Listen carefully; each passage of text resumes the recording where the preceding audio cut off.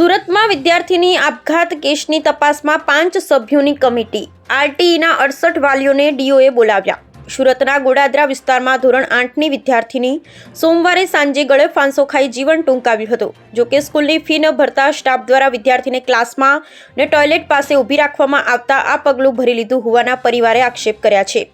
જ્યારે સ્કૂલ સંચાલકોએ આક્ષેપને ખોટો ગણાવ્યો છે, જે અંગે ડીઓએ કહ્યું કે 5 સભ્યોની કમિટી બનાવવામાં આવી છે। ડીઓએ કહ્યું કે વિદ્યાર્થીની અભ્યાસમાં અનિયમિત હોતી મૃતકની બહેનપણી જ શાળામાં અભ્યાસ કરે છે। બંને બહેનોની ફી ભરવાની બાકી છે। વિદ્યાર્થીનીનું શાળામાં પ્રથમ વર્ષ હતું। અગાઉ તે અન્ય શાળામાં અભ્યાસ કરતી હતી।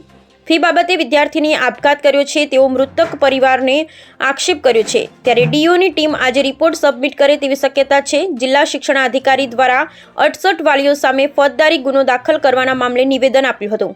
ડીઓ ભગીરથસિંહ પરમારે કહ્યું કે વાલીઓએ આવક કરતાં ઓછી આવકનું પ્રમાણપત્ર ખોટી રીતે મેળવ્યું। કેટલાક વાલીઓને 74 લાખની હોમ લોન છે। કેટલાક વાલીઓ એટલે કે પતિ પત્ની બંનેની 4.5 રિટર્ન ભરી રહ્યા છે અને અન્ય 32 વિદ્યાર્થીઓના વાલીઓને આજે બોલાવવામાં આવ્યા છે। વાલીઓને આજે સાંભળવામાં આવશે।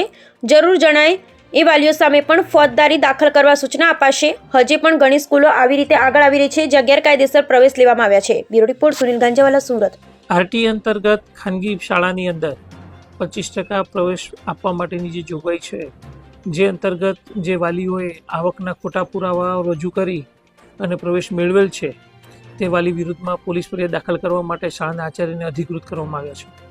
હાલ 100 જેટલા એડમિશન કચેરી દ્વારા રદ કરવામાં આવ્યા છે। એ પૈકી 68 જેટલા વાલીઓની વિરુદ્ધમાં આચાર્યને અધિકૃત કરી પોલીસ ફરિયાદ દાખલ કરવા માટે એને અધિકૃત કરી દેવામાં આવ્યા છે। વાલીઓની આવક જોવા જઈએ તો 1 કરોડની લોન લીધેલી હોય। આઈટીઆર રિટર્ન જે છે, કારણ કે આવકનું પ્રમાણપત્ર 1.5 લાખનું રજૂ કરે છે, જ્યારે આઈટી રિટર્ન 3 લાખ, 4 લાખ, 5 લાખના આઈટી રિટર્ન પણ ભર્યા હોય તેવા વાલીઓ જોવા મળે છે। જેથી કરીને એવા વાલીઓની વિરુદ્ધમાં પોલીસ ફરિયાદ અથવા તો એના પ્રવેશ રદ કરવાની કાર્યવાહી કરવામાં આવી રહી છે।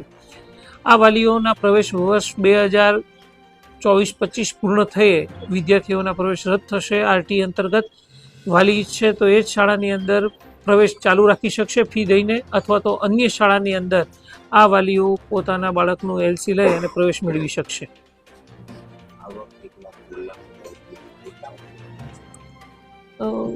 એ વાત કરીએ પ્રમાણે કે આવક 1,50,000 કરતાં વધુ હોય પરંતુ આવકનું પ્રમાણપત્ર ખોટું રજૂ કર્યું હોય અથવા તો મામલતદાર પાસેથી ખોટું મેળવી અને આ લાભ લીધો હોય તેવા વાલીઓની વિરુદ્ધમાં પોલીસ ફરિયાદ દાખલ કરવા માટેની સૂચના આપવામાં આવી છે।